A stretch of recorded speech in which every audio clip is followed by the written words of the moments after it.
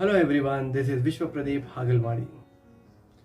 If your kid is angry and if you need to control it, you cannot control it. You should be able to enable your kid to come out of anger. Let us discuss why the kid gets anger. Suppose if the kid might be trying to imitate someone from your family, some personality from your family to dominate. Or it might, if there are siblings, then the elder would have developed the anger and the younger one is trying to learn from it. Or if there is a change in the environment, that is also a cause of anger. Or if the child is feeling that it is not heard, or it's feeling very helpless to express its emotions, so that is also one of the main reason for getting anger.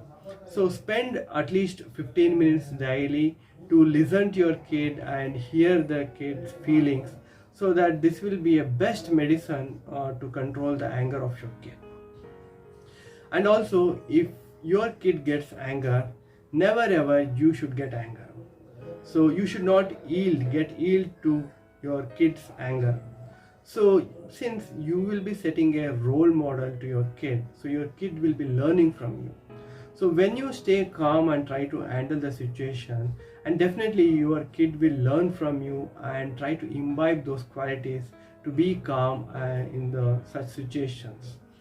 And also set a daily rhythm from morning to evening, so that the child exactly knows what is coming from morning to the night.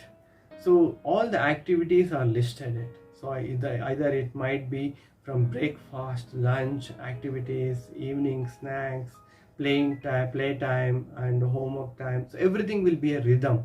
So the child definitely doesn't have any confusion, or though it cannot express, it knows what is coming after what, and it will try to cope with those rhythm.